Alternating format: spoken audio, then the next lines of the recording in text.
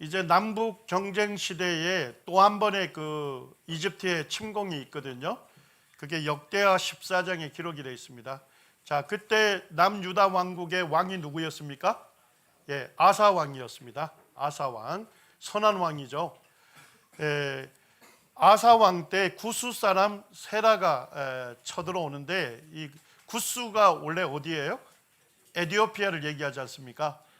요때는 이제 이집트의 지배하에 있었기 때문에 이집트 파라오의 군대 장관이었던 구스 출신 세라가 침공한 거예요. 그러니까 이집트에서 침공했다, 이렇게 보시면 되겠습니다. 그런데 이제 아사 왕은 지금 군대 몇 명을 준비했습니까? 유다에서 30만, 베냐민 지파에서 28만, 합치면 몇 만이죠? 58만 명을 대동했고, 이집트에서는 군사 몇 명이 왔습니까? 100만 명이 오고 병거가 300대가 왔습니다. 자, 보면 이 전쟁 누가 이길지 뻔하죠. 쪽수대결이 안 돼요. 군사력이 너무 강성합니다. 그리고 마레스 그 스바다 골짜기에서 이제 양쪽이 딱 싸우게 된. 자, 그런데 아사가 백성들 앞에서 여호와 하나님께 부르짖습니다. 기도합니다. 여호와여, 힘이 강한 자와 약한 자 사이에는 주밖에 도와줄 이가 없사오니 우리 한 자와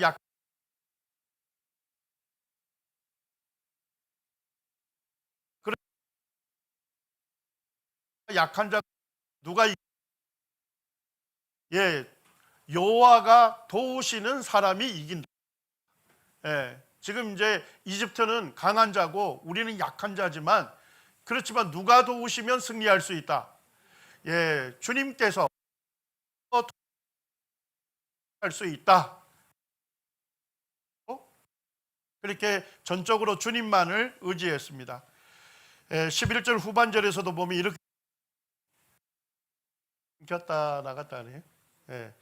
여호와여, 주는 우리 이시오니 원하건대 사람이 주를 이기지 못하게 하옵소서. 자, 지금 아사 왕이 어떤 믿음을 표현합니까? 지금 엄청나게 이집트 군사들이 많지만은 그들은 뭐일 뿐이다? 인간일 뿐이다, 이 얘기입니다. 그렇지만은 유다 왕국 편에 누가 계신다? 하나님께서 계시기 때문에 사람으로 주를 이기지 못하게 하옵소서라는 믿음으로 기도를 한 거예요. 그러니까 여호와만을 섬기고 여호와만을 의지하겠다는 거예요. 자, 이 전쟁 누가 이겼습니까? 아사 왕, 유다 왕국이 이겼어요. 그들이 그랄까지 추격해가지고 구스 사람들이 엎드려지고 살아남은 자가 없었다. 그들 전체를 진멸해서 유다 왕국 사람들을 보호하는 그와 같은 역사가 일어났습니다. 지금 학자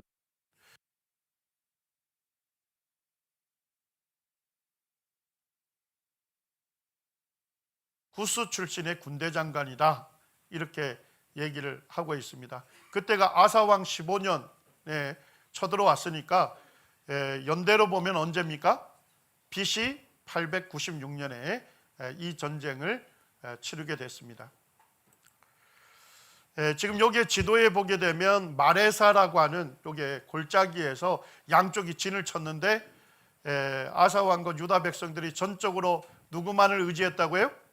여호와 하나님만을 의지했을 때 하나님께서 이 이집트 군사들을 진멸하셔요. 그리고 어디까지 추격합니까? 남쪽 그랄까지 추격해서 그들 전체를 진멸케 해서 하나님께서 여호와만을 경배하고 여호와만을 의지하는 자기 백성을 보호하시고 구원하시는 하나님이심을 분명하게 하는 거죠. 자, 요 도표가 이해가 됩니까? 남북 경쟁 시대, 남북이 전쟁을 계속했는데, 그때 이제 이집트로부터 몇 번 침공받아요? 2번. 그래서 BC 925년에 시삭의 침공을 받죠. 그 다음에 이제 986년 6년에 이 구스 에디오피아의 용병 세라의 침공을 받습니다. 크게 이 남북 정쟁 시대에 세계사에서 확인할 수 있는 두 가지 전쟁이 되겠습니다. 자, 이제 분열왕국 두 번째 시대로 가게 되면 무슨 시대를 열게 됩니까? 남북 화해 시대를 열게 돼요. 그렇게 된 이유는 뭐냐면 북쪽에 있는 아람이 굉장히 강성해집니다. 그러면서 이제 힘을 이스라엘 쪽으로 뻗치고 있었던 거죠. 그래서 남북이 이제 동맹을 맺고 공동 대처를 하게 되는 겁니다. 그래서 결혼 동맹을 아까 맺었죠. 군사 동맹하고 경제 동맹까지 맺게 돼요. 자, 그다음에 이제 이 기간에 보니까 어디가 지금 점점 강성해지기 시작하죠? 신아시리아 제국이 강성해져요. 성경에는 이름이 등장하지 않습니다만 살만에셀 3세가 등장합니다. 그리고 이제 이따 지도를 보겠습니다만 유프라테스 강 상부에 카르카르라고 하는 지역이 있습니다. 카르카르. 자, 빨리 하면 어떻게 발음하면 돼요? 칼칼. 실제 칼칼이라고 돼요. 칼과 칼이 만나면 전쟁이 일어나는 거죠. 거기에서 두 번의 전투가 있습니다. 1차전일 때 북이스라엘의 아합 왕이 출전을 합니다. 이때는 무승부로 끝나요. 그 다음에 2차전일 때 예후가 등장하는데 이때는 살만에셀 3세가 승리합니다. 그리고 예후가 그 살만에셀 3세 앞에 코가 바닥에 땅에 붙을 정도로 구부리고 거기에 조공을 바치게 돼요. 그게 비문에 석비에 그대로 새겨져 있습니다. 우리가 이제 보게 될 겁니다.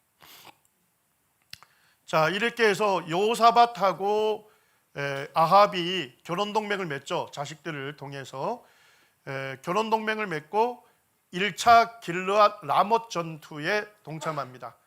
자, 길르앗 라못 어느 지파에 있을까요? 길르앗 라못 도시는 어느 지파에 있습니까? 뭐 한참 생각하십니까? 길르앗 지파에 있겠죠. 여기에 보면 아람하고 경계에 여기에 길르앗 라못이 있어요. 그래서 원래는 북이스라엘의 도시입니다. 자, 그리고 길르앗 라못을 두고서 전쟁이 일어나는데 왜 길르앗 라못이 중요할까요? 길르앗 라못은 뭐가 지나갈까요? 왕의 대로가 지나가는 왕의 대로. 왕의 대로라는 건 뭐냐면 대상들이 있지 않습니까? 대상들이 이 왕의 대로를 따라서 저쪽 아람으로도 가고 그 다음에 바벨론으로도 갔거든요. 그러니까 이 도로를 왕의 도로라 이름 붙인 이유는 뭘까요? 왕이 그 도로를 보존해 주는 거예요. 수비대를 두고서. 그리고 대상들이 지나가게 되니까 대상들의 안전을 지켜주니까 대상들로부터 뭘 받을까요? 세금을 얻게 되겠죠. 거기에 길르앗 라못이 굉장히 중요한 도시였던 거예요. 왕의 대로에 있지 않아요. 그래서 길르앗 라못을 두고서 아람과의 몇 번의 전쟁이 있게 된 겁니다. 그래서 뺏겼기 때문에 아합이 여호사밧에게 우리 함께 길르앗 라못을 빼앗자 이렇게 해서 1차 길르앗 라못 전쟁에 동참하게 되죠. 그 다음에 여호사밧이 아하시아와 함께 에시온게벨은 저쪽 홍해 쪽에 있어요. 거기에서 이제 상선을 출항합니다. 경제동맹도 같이 맺은 거죠. 자, 그 다음에 여호사밧이 여호람 왕과 모압 원정을 동참합니다. 그 다음에 이제 아하시아가 됐을 때도 여호사밧의 아들이 되는데요. 아하시아도 여호람과 함께 2차 길르앗 라못 전투에 동참하게 된 것입니다. 자, 여기에 보면 이제 BC 1200년에서 900년간에는 지금 아람이나 아시리아가 그렇게 강성하지 않았어요.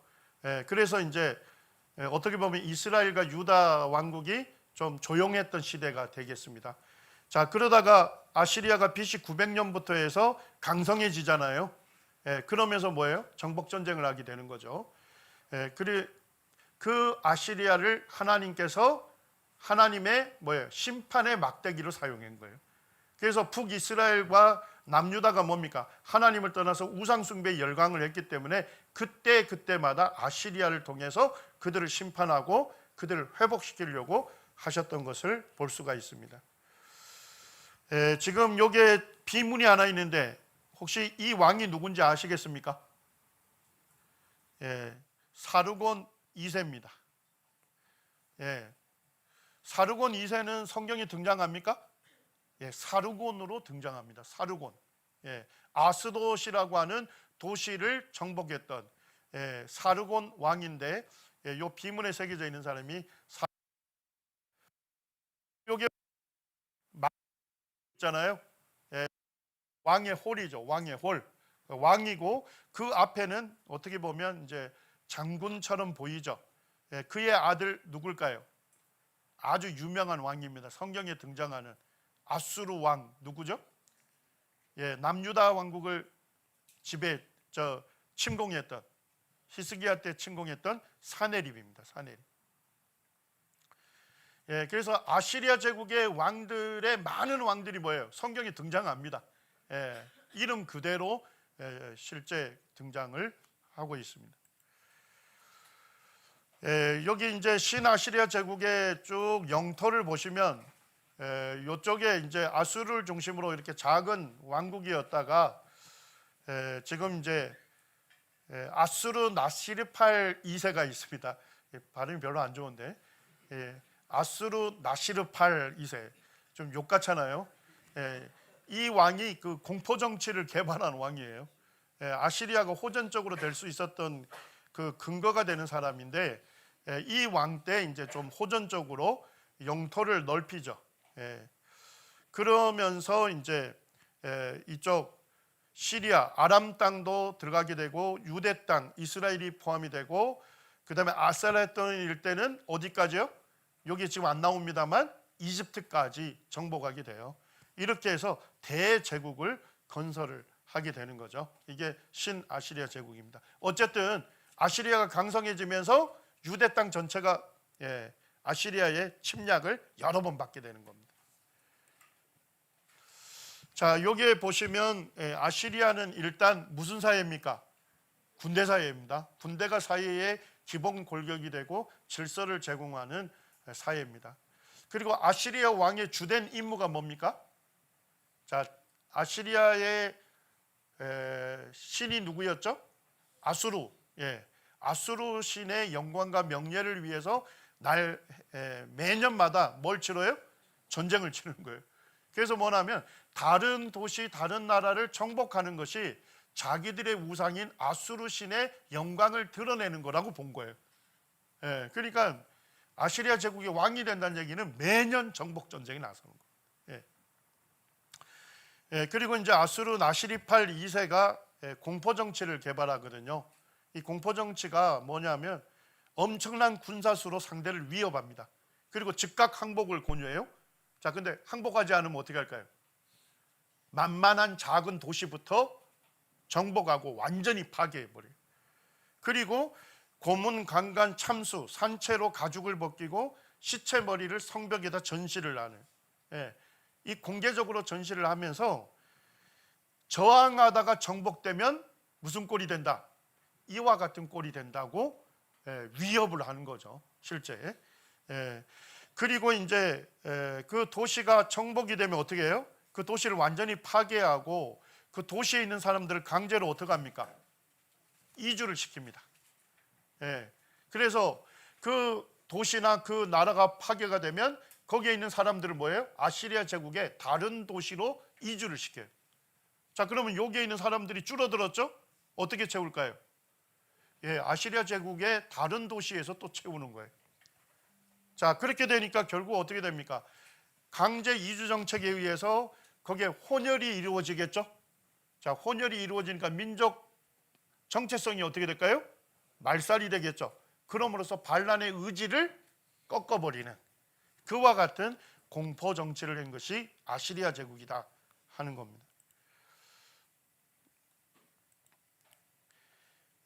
제가 이제 대형 박물관에 갔더니까 그 발라와시라고 하는 수도가 있습니다. 이게 아시리아의 수도 중에 하나인데 살만에셀 3세가 이 발라앗으로 천도를 하거든요. 그리고 그 발라앗의 성문이 발견이 됐어요. 그리고 그 성문에 보면 청동띠가 있는데 청동띠가 그대로 남아있는 원본이에요. 이 사람들이 얼마나 잔인한 사람들이 알겠죠. 포로를 어떻게 합니까? 사지를 절단해버려요. 자, 그 다음에 포로를 산채로 어떻게 해요? 뾰족한 막대기에다 꽂아가지고 전시를 해버려요.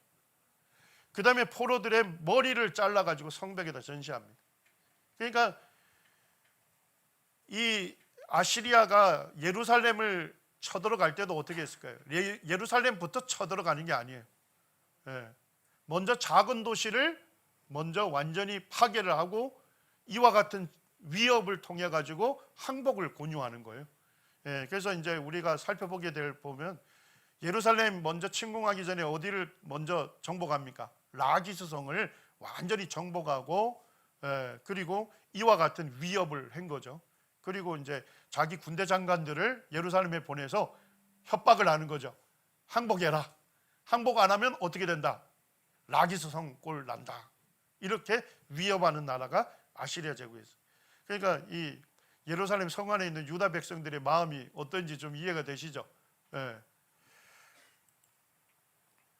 자, 신아시리아 제국의 왕들을 보시게 되면 신아시리아 제국의 진정한 제국의 건립자는 아수르 나시리팔 2세입니다. 성경에 등장하지 않습니다. 공포 정치를 개발했고 원래 수도가 아수르였잖아요. 자, 거기에서 어디로 천도합니까? 갈라. 성경에 갈라라고 나오죠? 갈라. 갈라가 나오는데 지금 현재는 림루드가 됩니다. 림루드. 근데 이걸 좀 다르게 발음하면 니무롯이 되죠? 니무롯을 림루드라고 하는 겁니다. 그쪽으로 이제 천도를 하게 되고 그 다음에 살만에서 3세가 등장하는데 성경에 이름이 등장하지는 않아요. 그런데 칼칼 지역에서 유명한 두 번의 전투가 있다 했죠. 그때 BC 851년에 1차 전투가 있거든요. 자, 그때 누가 참전합니까? 아합이 참전해요. 아합, 북이스라엘에. 자, 2차전이 BC 841년에 있었습니다. 자, 그때는 북이스라엘에 누가 참전합니까? 예후가 참전하는데 이때 완전히 패해요. 그래서 예후가 이 살만에셀 3세에게 코가 땅에 닿을 때까지 경배를 하고 조공을 바치는 것이 비문에 새겨져 있습니다. 그러다가 잠깐 세태기를 갔습니다.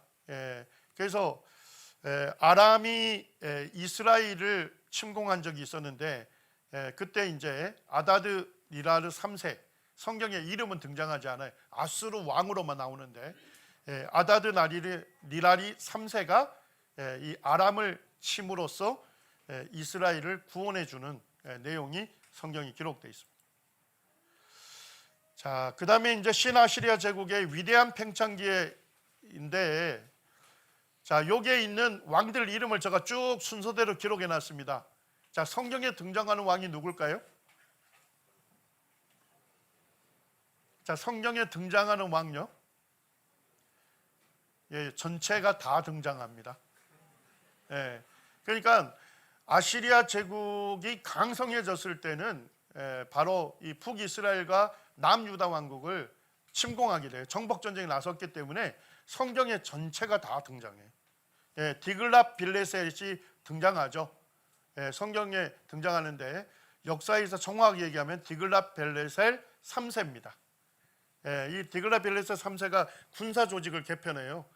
역사상 최초로 직업 군인을 고용합니다. 직업 군인. 그래서 군인이 상비적으로 있는 거죠. 그 다음에 기병을 활용하고요. 그 다음에 성을 공격하는 공성병기를 개발합니다. 이렇게 해서 이제 정복전쟁을 나섰기 때문에 엄청난 영토를 확장하게 되고 제국주의 노선을 추구하게 되고, 자, 그 다음에 어디까지 평정했어요? 바벨론에 평정을 했을 뿐만 아니라 바벨론의 왕으로 즉위해요. 디글랏 빌레셋이. 그리고 자기를 부르게 했을까요? 불이라고 부르게 합니다. 불. 플로우라고도 하고 불이라고도 하는데, 자, 성경에 불이 등장합니까? 열왕기하 15장 19절에 보면 아수르 왕 불이 이렇게 나와요. 자, 역사에서 누구예요? 디글랏빌레셋 3세입니다. 예. 그리고 이제 디글랏빌레셋 3세가 이 서쪽으로, 쉽게 가면 서쪽 연합군이라고 하는 데가 결국 그 아람, 페니키아, 그 다음에 이스라엘이거든요. 이걸 이제 서부 연합군이라 해요. 자, 서부 연합 동맹을 맺는 이유가 뭘까요? 누구의 저지를 막으려고요? 아시리 제국의 정복으로부터 공동 대처를 하기 위해서 서부 연합군을 형성한 겁니다. 그래서 여러 번의 이 공격을 하게 되고, 여기에 보면 아람 왕 르신을 죽이고 북이스라엘 베가 왕을 굴복시킨 왕이 디글랏빌레셋 3세입니다. 자, 살만에셀 또 등장하죠. 살만에셀은 성경에 등장할 때 살만에셀 5세입니다. 살만에셀 5세는 북이스라엘의 마지막 왕이 누구죠? 호세아죠. 호세아가 조공을 아시리아에다가 바치다가 조공을 거부한 거예요. 쉽게 가면 조공을 거부하는 게 뭐 하는 거예요? 반란 일으키는 거예요. 그래서 이제 살만에셀 5세가 이제 손을 봐주기 위해서 사마리아로 갔는데, 사마리아 성을 몇 년 포위합니까? 3년 포위하고 이제 정복을 완전히 사마리아 성을 완전히 정복을 하게 되죠. 그때가 722년인데 살만에셀 5세가 마지막 해에 정복하면서 죽어요. 정복하면서 죽으니까 뭐예요? 거기에 있었던 장군 중에 사르곤 2세가 왕이 돼요. 그래서 사르곤 2세는 이제 점령 북이스라엘을 완전히 멸망시킨 상태에서 강제 이주 정책 이런 것들을 실행을 하게 됩니다. 자, 성경에 사르곤도 나오죠. 사르곤 2세죠. 자, 그 다음에 사네립 나옵니까? 많은 분량에서 나와요. 사네립은 남유다의 히스기야 왕 때 유다를 침공한 왕입니다. 자, 그 다음에 이제 사네립이 죽자 막내인 에살핫돈이 이제 왕위를 잇게 돼요. 그 다음에 그의 아들이 아수르바니팔 2세입니다. 자, 아수르바니팔 2세도 성경에 나올까요? 오스나팔로, 아람어로 이름이 기록되어 있습니다. 그래서 디글랏빌레셋 3세에서 아수르바니팔 2세까지 왕들 전체가 다 성경에 이름으로 등장을 합니다. 자, 요 도표를 좀 보시게 되면 디글랏빌레셋 3세 보이죠? 화살표는 뭐냐면 어디를 침공했는지를 보여주고 있습니다. 북이스라엘의 무나헴 왕 때 침공을 하죠. 그 다음에 베가 왕 때 침공을 합니다. 자, 살만에셀 5세 때는 어디를, 호세 왕 때죠. 자, 어디를 포위했다고요? 사마리아 성을 3년 포위한 끝에 정복하게 되죠. 그리고 사르곤 2세가 강제 이주 정책을 시행하게 됩니다. 자, 그 다음에 사르곤 2세의 아들 사네립은 어디를 침략합니까? 유다 왕국의 히스기야 왕을 때 유다를 침략하게 됩니다.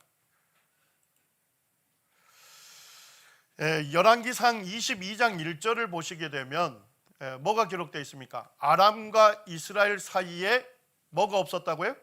전쟁이 없이 몇 년을 지내요? 3년을 지내요. 자, 그 전에는 뭐 했다는 거예요? 아람과 이스라엘이 계속 전쟁했다는 거죠. 역사적으로 보면 857년에 사마리아 전투가 있었습니다. 그 다음에 856년에 아벡 전투가 있었어요. 자, 그리고 성경에는 등장하지 않습니다만 칼칼 전투가 853년에 있어요. 이 전투 끝난 다음에 길르앗 라못 전투로 다시 아람과 이스라엘이 싸워요. 자, 공백 기간 3년, 전쟁이 없었던 3년이 언제인지 아시겠어요? 왜 조용하시네? 여기 3년이 나옵니까? 결국 뭐 하기 위해서 휴전한 거예요? 아시리아 제국의 그 확장을 공동 대처하기 위해서 지금 이제 이스라엘과 아람이 서부 연합군을 형성한 겁니다. 그렇게 해서 칼칼 전투가 끝난 다음에 해체가 되니까 바로 또 어떻게 해요? 또 다시 싸우게 된 겁니다. 여기 이제 지도를 보면 칼칼은 여기 시리아 북부가 되겠습니다. 칼칼 지역 여기에서 지금 살만에셀 3세가 이제 아시리아에서 왔고, 그 다음에 하맛에 지금 이루훌레니 왕, 그 다음에 아람의 베나닷 왕, 그 다음에 북이스라엘의 아합이 1차 전투에 참전을 해요. 자, 누가 이겼을까요? 이때는 무승부입니다. 1차전 무승부예요. 그리고 2차전 때 이제 살만에셀 3세가 승리하게 되죠. 자, 이런 것들을 자세하게 알 수 있는 건 뭘까요? 이런 석비들이 발견이 된 거예요. 터키 동부의 쿠르쿠라고 하는 마을에서 이 석비가 발견이 됐습니다. 그래서 쿠르쿠 석비 이렇게 하는데, 여기에 새겨진 왕이 누굴까요? 살만에셀 3세입니다. 자, 그리고 뭐가 이렇게 새겨져 있어요? 그들이 섬기는 우상들, 신들을 거기다 새겨 놓은 거예요. 그래서 뭐 신이라고 하는 달신도 섬기고, 샤맛이라는 태양신, 그 다음에 아수르 신, 이런 것들을 섬겼다, 이렇게 되어 있습니다. 자, 석비에 보니까 뭐가 새겨져 있나요? 이게 깨알같이 역사를 기록해 놓고 있는 거예요. 이렇게. 그래서 아시리아 제국이 딱 잘한 게 딱 한 가지예요. 그거. 역사 기록을 정확하게 남겨놨다. 그래서 여기에 보게 되면 살만에셀 3세의 칼칼 전투의 승전 기록을 아주 정확하게 기록해놨고, 여기에 보면 뭐가 등장해요? 이스라엘이라고 하는 이름이 거기에 등장을 하는 석비입니다. 이스탄불 고고학 박물관에 가면 살만에셀 3세의 그 상이 거기에 있고요. 853년의 칼칼 전투는 무승부라 있죠. 841년에 제차 2차전이 있는데, 이때는 아람 왕의 하사엘이 등장하는데, 그때 격파를 하고 하솔, 갈멜산, 북이스라엘 도시죠, 초토화시킵니다. 그리고 두로와 시돈, 페니키아 제국의 중요 도시를 초토화시키고 북이스라엘 왕 예후를 굴복시킨 전쟁이 되겠습니다. 자, 이 지도가 좀 이해가 되십니까? 아시리아에서 살만에셀 왕이 와서 다메섹 침공하죠. 그리고 하사엘을 굴복시키고 하솔, 갈메산을 초토화시키죠, 북이스라엘을. 그 다음에 올라가서 페니키아 제국의 두로와 시돈, 비블루스까지 초토화시켰던 전쟁이 되겠습니다. 대형 박물관에 가게 되면 요게 흑색 방척탑, 블랙 오벨리스크라고 하는데, 검은색 오벨리스크가 이제 요게 살만에셀 3세의 치적비예요, 치적비. 거기에는 뭐냐면 그림으로 다 새겨놓은 거예요, 부조로. 부조로 새겨놨는데, 두 번째 칸에 보면 여기 아수르 신 새겨놨죠. 거기에 살만에셀 3세를 새겨놓고, 거기에 보면 한 왕이 코가 땅에 닿도록 굴복하고 있는 장면이 새겨져 있습니다. 자, 요 인물이 누굴까요? 자, 어떻게 예후인지 알까요? 그 위에 글씨가 다 새겨져 있잖아요. 그 위에다가 오므리의 아들 예후가 조공을 바쳤다, 이렇게 기록되어 있기 때문에 이 인물이 성경에 등장하는 예후의 인물상이 그대로 새겨져 있는 겁니다. 여기 있는 그 검은색 오벨리스크에 보게 되면 여기에 뭐라고 써놨냐면 살만에셀 이래죠. 아수르의 지배자이고 영웅이고 강력한 왕이다 하면서 뭐라고 얘기합니까? 세계는 그의 발에 입맞춤을 하게 하였다, 굴복시켰다, 이런 얘기잖아요. 근데 여기에 보니까 이제 누가 입맞추고 있어요? 예후가 코가 땅에 닿을 정도로 살만에셀 3세의 발에 입을 맞추고 있는 거예요. 굴복하고 있는 겁니다. 그리고 이제 요 위에다가 자세하게 기록을 해놨어요. 이 인물이 누군지. 나는 오므리의 아들 예후로부터 공물을 받았다 하면서 그 공물 내역을 기록하고 있습니다. 자, 근데 조금 이상한 거 있지 않아요? 예후를 누구의 아들로 표현해요? 오므리의 아들입니까? 아니죠. 오므리 왕조의 여호람 왕을 죽인 왕이잖아요, 쿠데타로. 그리고 예후 왕조를 새롭게 세운 거예요. 그리고 오므리의 아들이 아닌데 오므리의 아들 예후라고 기록되어 있어요. 좀 이상하죠. 근데 좀 살펴보니까 자, 제국들이 남유다 왕국을 뭐라고 표현했을까요? 베트 다이빗. 베트 다윗. 그러니까 유다 왕국은 뭐라 부른 거예요? 다윗의 집이라 부른 거예요. 베트 하면 집을 의미하는 거잖아요. 벳엘. 그죠? 집을 얘기하는데 남유다 왕국을 베트 다이비드 이렇게 부른 거예요. 다윗의 집. 자, 그러면 북이스라엘은 뭐라 불렀을까요? 베트 오므리 이렇게 부른 거예요. 오므리의 집이다 이렇게 부른 겁니다. 그러니까 오므리의 아들이라는 것은 실제 아들이 아니라 오므리의 계승자 북이스라엘의 뭐다? 왕이다 하는 것을 의미한다 하는 것을 알려주고 있습니다. 그 다음에 이제 텔단, 최북단 그 텔단에서 발견된 비문이라 해서 석판이라 해서 텔단 석판이라 하죠. 자, 근데 이 텔단 석판이 왜 유명하죠? 거기에 보면 그 다윗의 집이라고 아람어로 기록이 되어 있습니다. 자, 이제 좀 이해되셨죠? 베트 다이비드 하면 어디를 얘기한다고요? 남유다 왕국을 얘기하는 거예요.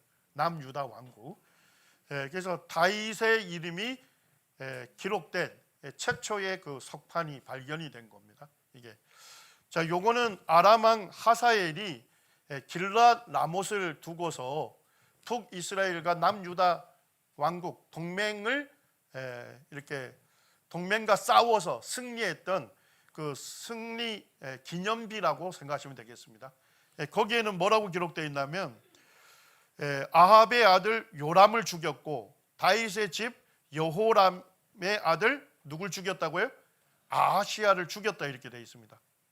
그러니까 길랏 라못 전투에서 요람과 아하시야가 죽은 것처럼 기록해 놓은 거예요. 자, 근데 성경은 뭐라고 기록해 놨죠? 열왕기하 8장 28절과 29절에 보니까 아람 사람이 요람을 뭐 했다고요? 상하게 해서 요람이 먹어놨어요? 병이 난 거예요. 그 실제 이 길랏 라못 전투에 요람이 참여를 해서 거기에서 이제 뭐랄까요? 부상을 입은 거죠. 병이 나서 이제 다시 돌아와서 요양을 하고 있었던 거예요. 그때 남유다 왕국에 누가 병문안 온 거예요? 아하시야 왕이 병문안 온 거예요. 자, 이때 누굽니까? 군대 장관이었던 예후가 요람을 죽이고 누구도 죽여요? 아하시야도 죽이게 된 거예요. 쿠데타를 일으켜서 자기가 왕이 되거든요. 그러니까 성경으로 보게 되면 실제는 요람과 아하시야를 누가 죽였다? 예후가 죽였는데 여기 아람 왕 하사엘의 치적비에서는 그 공을 누구에게로 돌려요? 자기에게로 돌리는 거죠. 그래서 어떤 분들은 이것을 역사적 사실로 보고 성경의 기록이 잘못됐다 이렇게 얘기하는데 역대 왕들의 승전 기록비에서는 뭐가 있습니까? 좀 더 자기를 그렇죠. 좀 위대하게 보이기 위해서 뻥을 치는 경우가 좀 있어요.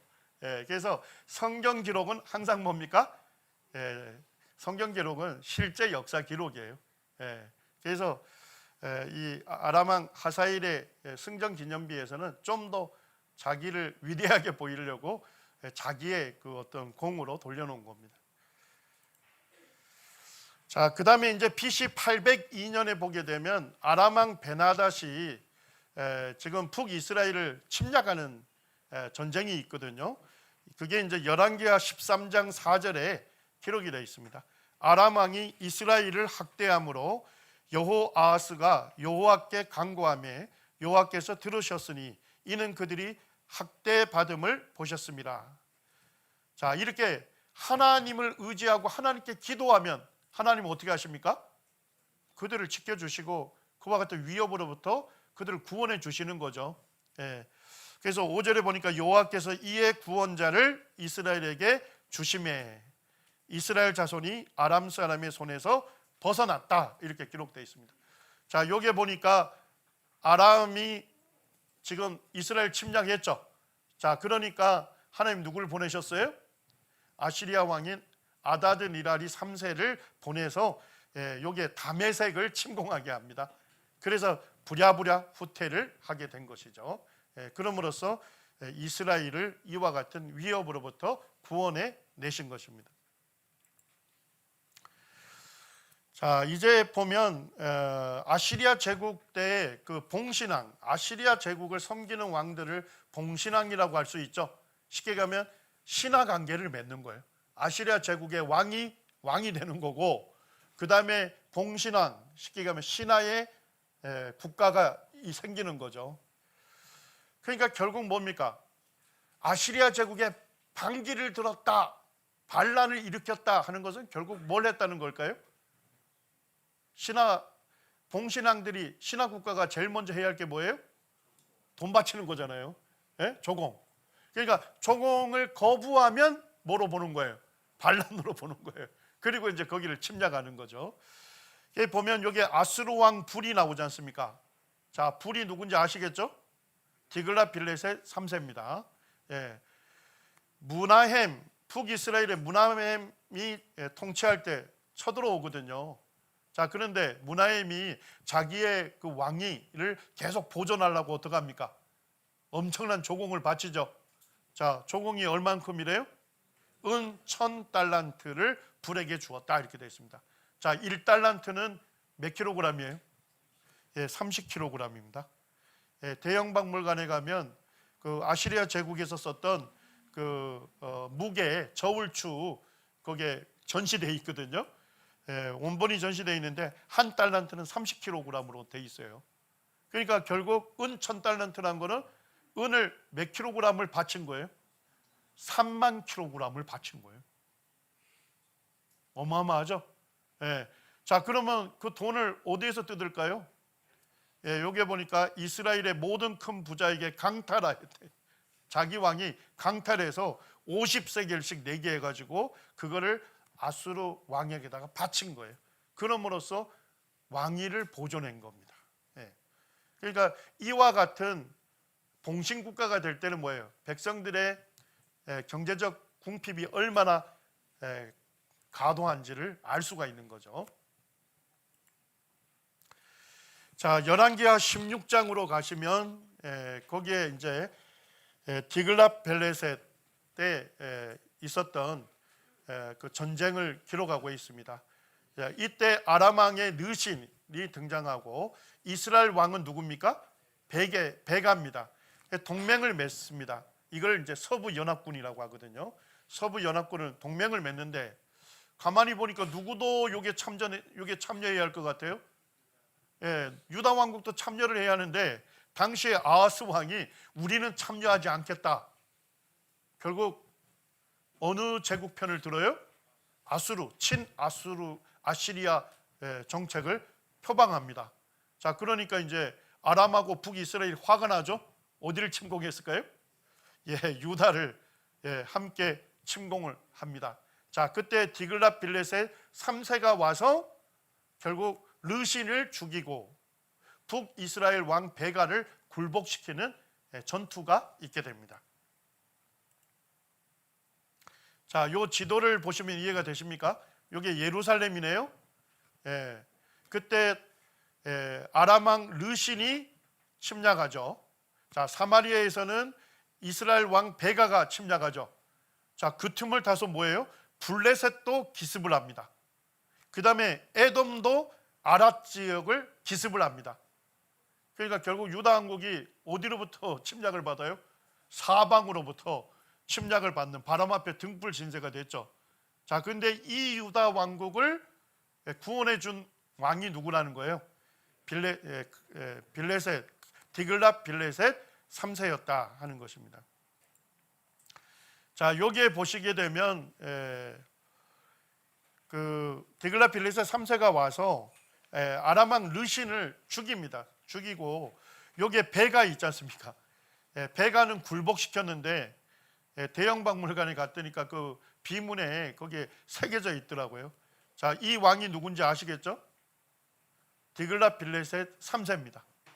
자, 그리고 그 왕 앞에 코가 땅에 박을 정도로 굴복하고 있는 왕이 누구예요? 예, 북이스라엘의 베가 왕입니다. 예, 그래서 이게 창으로 지금 찌르는 기세를 보여주고 있죠. 위협을 시키는 장면. 물론 이때 죽이지 않았습니다. 죽이지 않았는데 호세아가 베가를 암살하고 자기가 왕으로 즉위하게 되는 거죠. 디글랏빌레셋 3세가 지금 보면 주전 734년에도 출정하죠. 33년에도 출정하죠. 32년에도 출정합니다. 그러니까 매년 정복 전쟁을 나선 거예요. 그래서 734년에 정복 전쟁했을 때는 가사. 자, 가사가 오늘날 어딘지 아시겠죠? 팔레스타인의 그 가자 지구 있잖아요. 거기가 가사입니다. 여기 와서 이집트를 격퇴시켜요. 그래서 이집트를 요게 얼씬거리지 못하게 먼저 막습니다. 그 다음에 33년에는 와서 어디를 침략합니까? 북이스라엘의 여러 도시를 침략합니다. 자, 32년에는 어디를 치게 됩니까? 아람의 수도인 다메섹을 치게 돼요.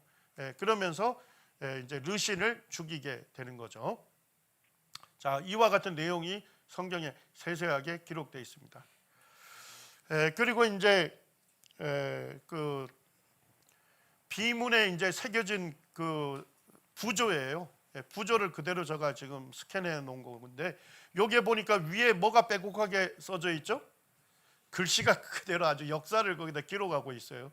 디글랏빌레셋 3세의 병사들이 길르앗을 공격한 후 탈취한 전리품을 가지고 돌아가는 장면을 새겨놓은 거예요. 자, 길르앗에 있는 것을 탈취해서 간다는 걸 어떻게 알 수 있을까요?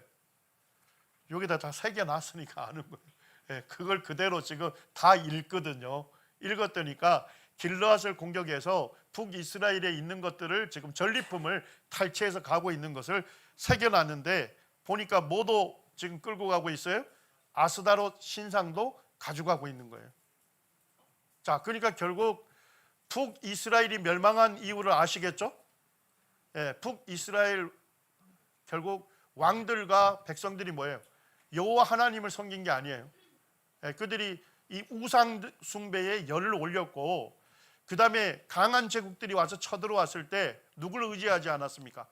하나님을 의지하는 대신 어디를 의지했어요? 이집트를 의지한 거예요. 이집트를 의지했기 때문에 결국 이 북이스라엘이 멸망하게 되는 단초가 된 것입니다. 지금 이제 마지막 북이스라엘의 왕인 호세아죠. 그때의 지도입니다. 사실 북이스라엘의 왕이라고는 하지만은 어디만 통치하고 있는 거예요? 사마리아와 사마리아 산지 요것만 지금 통치하고 있는 거예요. 그러니까 뭐 지금 북이스라엘 땅 전체가 다 어디 영토로 편입된 거예요? 아시리아 제국 영토로 편입된 겁니다.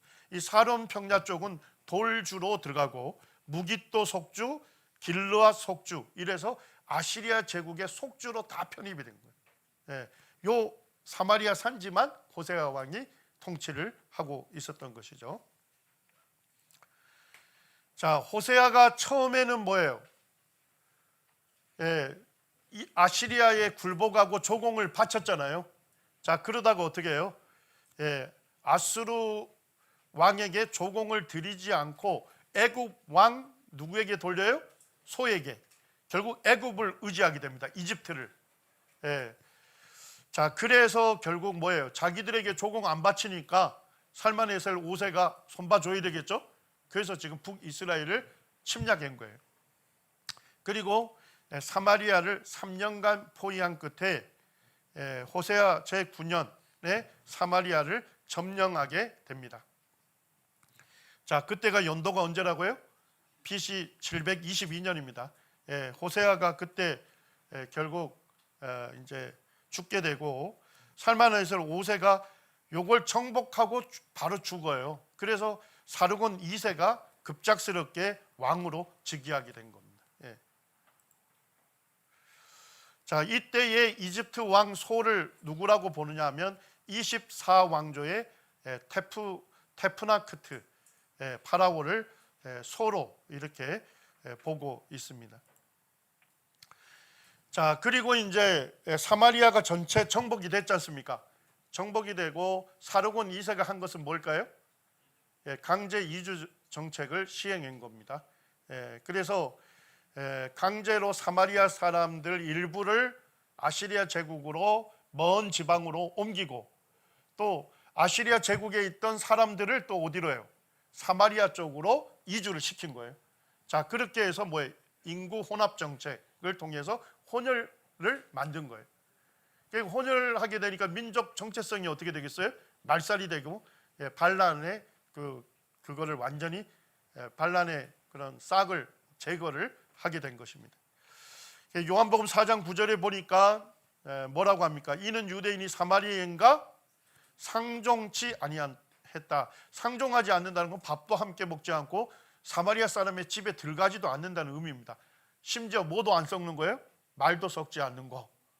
그런데 뭐예요? 우물가에서 예수님이 말을 썩잖아요. 사마리아 여인에게 내게 물 좀 다오, 말을 썩잖아요. 그러니까 성경은 유대인이 사마리아인과 상종치 아니함이라 이렇게 기록을 하고 있는 겁니다. 열왕기하 17장 24절에 보게 되면 아수르 왕 사르곤 2세가 되겠죠. 사르곤 2세가 바벨론과 구다와 아하와 하맛과 스발 와임에 있는 사람들을 어디로 옮겨요? 사마리아로 옮긴 거예요. 쉽게 얘기하면. 그리고 그들로 사마리아를 차지하게 하고 그 다음에 세금을 내게 한 겁니다. 실제 이제 아시리아 연대기를 보게 되면 거기에 새겨져 있는데 뭐라고 새겨져 있습니까? 내 손으로 정복한 땅의 주민과 제수들을 그곳으로 이주시켜 살게 하였다. 그리고 내 관리들을 그곳 총독으로 파견해서 아시리아 주민들과 똑같이 그들에게도 조공과 세금을 부과했다라고 비문에 새겨져 있습니다. 자, 사르곤 2세의 비문에는 뭐라고 되어 있습니까? 사마리아 함락 이후 27,290명의 포로들이 상부 메소포타미아와 메데 지역으로 끌려갔다 이렇게 되어 있습니다. 자, 그런데 이런 기록들이 어디에 그대로 등장해요? 성경 열왕기하 17장 9절에도 그대로 기록되어 있습니다. 그래서 거기에 보면 사마리아 사람들을 여기 고산, 그 다음에 할라 지역, 그 다음에 메디아 지역으로 분산해서 이주를 시켜요. 자, 한 도시에다 다 모아놓으면 어떻게 돼요? 반란이 일으킬 거 아니에요. 그래서 분산내서 이주시킨 거예요. 그 다음에 여기 구다와 바빌론 사람들, 그 다음에 스발와임 사람들, 하맛 사람들을 사마리아로 또 이주를 시켜요. 그렇게 해서 거기에서 인구 혼합 정책, 그 다음에 혼혈 정책을 시행을 한 거예요. 제가 이제 그 사마리아 그리심산이죠. 그 사마리아에 가서 찍은 사진이에요. 지금도 사마리아인들이 있어요. 그리심산에 많이 있고, 그 다음에 이제 텔아비브 근처에도 있습니다. 그래서 지금 현재 자기들이 사마리아인이다라고 주장하는 사람이 400명 정도 현존하고 있어요. 그리고 남자들은 이런 빨간 모자를 쓰고 있어요. 쓰고 있는데 결국 사마리아인이 기원이 결국 언제가 되는 겁니까? BC 722년에 북이스라엘 멸망하죠. 강제 이주 정책, 혼혈 정책을 통해서 사마리아 사람들이 생기게 된 거예요. 그러니까 유대인들은 사마리아인을 뭐로 보지 않는 거예요? 정통 유대인으로 보지 않는 거예요. 이방인으로 보는 거예요. 자, 그렇지만은 사마리아 사람들은 자기들을 뭐로 여겨요? 유대인으로 여깁니다. 그래서 실제 바벨론 포로에서 다시 돌아온 유다 사람들이 있었죠. 그들이 성전을 짓고 성벽을 지었잖아요. 그때 그 사마리아 사람들이 뭐라 합니까? 우리도 함께 성전을 짓게 해달라 하죠. 그런데 유다인들이 거절하지 않습니까? 그래서 이 성전 그 다음부터는 이제 사마리아 사람들이 성전이나 성벽을 재건할 때 방해를 하죠. 산발랏 이런 사람들이 등장하지 않습니까? 그 이후로 이제 유대인들이 사마리아인들과 상종하지 않게 된 겁니다. 그 다음에 이제 중간 사이에서도 보게 되면 마카비 때 혁명이 일어나서 100년 정도 독립을 해요. 그걸 하스몬 왕조라 하죠. 하스몬 왕조. 하스몬 왕조에 그 요한 힐카누스라는 왕이 있어요. 굉장히 강성했는데 그 왕이 어디예요? 사마리아를 다시 재정복합니다. 정복하고 그리심산에서 사마리아인들이 뭐를 세워놨을까요? 성전을 세워놨어요. 자기들의 성전. 그래서 그리심산에서 예배를 드린 거예요. 그런데 요한 힐카누스 왕이 가서 사마리아 성전을 완전히 파괴해버려요. 그러면서 유대인들과 사마리아인이 더 관계가 악화된 거예요. 이제 저희가 그 사마리아에 갔더니까 그리심산에 갔더니까 박물관이 있어요. 사마리아 박물관. 사마리아 박물관에 갔더니까 키가 크고 잘생긴 대제사장님이 계시더라고요. 자기가 이제 정통 대제사장이다. 그리고 이제 자기가 정통 대제사장인 이유를 거기에 보니까 아담부터 해가지고 쭉 계보로 해서 자기 이름까지 계보를 다 만들어놨어요. 생기긴 잘생겼더라고요. 그런데 이제 그 사마리아인들이 이제 종교의 5대 신조가 있다고 하는데 유일신 하나님을 섬깁니다. 이 사람들이. 그리고 모세 오경만이 진리다고 여기고 있고 그리심산이 유일한 예배 장소로 여겨요. 그 다음에 지금도 이들은 뭘 기다리고 있습니까? 메시아를 기다리고 안식일을 지키고 지금도 절기를 지켜요. 이 사마리아인들은 자기들이 뭐라고 여기는 거예요? 정통 유대인이라고 여기는 겁니다. 이제 사마리아에 가게 되면 1년에 한 번씩 유월절을 기념합니다. 2주 전에 유월절 행사를 했어요. 사마리아 사람들이. 여기에서 실제 양들을 도살합니다. 그리고 그 피를 뿌리고 그 다음에 이제 그 양들을 이제 구워서 유월절 그 기념을 합니다. 지금 보면 지금 이제 불에 구운 양고기하고 무교병을 먹고 있죠. 제가 알고 있는 분이 2주 전에 거기에서 유월절 행사하는데 참석을 했더라고요. 거기서 이제 사진 찍은 걸 저한테 보내왔는데 지금도 이런 절기를 지키고 있습니다. 자, 유대인들은 유월절 절기를 제사 의식을 할까요, 안 할까요? 유대인들은 이 유월절 어린 양을 도살해서 피를 뿌리는 이런 제사 의식을 할까요, 안 할까요? 안 하죠. 어디에서만 제사 지낼 수 있어요? 성전에서만 제사 지낼 수 있는데 성전이 없지 않습니까? 그래서 유대인들은 지금 지내지 않는데 지금 사마리아인들은 성전이 없는데도 불구하고 유월절 제사 의식을 지키고 있는 겁니다. 지금 이제 보시면 이 두 번의 큰 전쟁이 있었다 하는 걸 알 수가 있죠. 아시리아가 강성해지면서 이제 아시리아 정복 시대에 보게 되면 디글랏빌릿의 3세가 베가 왕 때 침략을 했고요. 그 다음에 이제 살만에셀 5세 때 마지막 왕인 호세아를 죽이고 거기에 이제 사마리아 성을 정복하면서 북이스라엘이 멸망하게 되는 그와 같은 역사적 사건이 성경에 아주 자세하게 실려 있습니다. 이제 2시 55분이네요.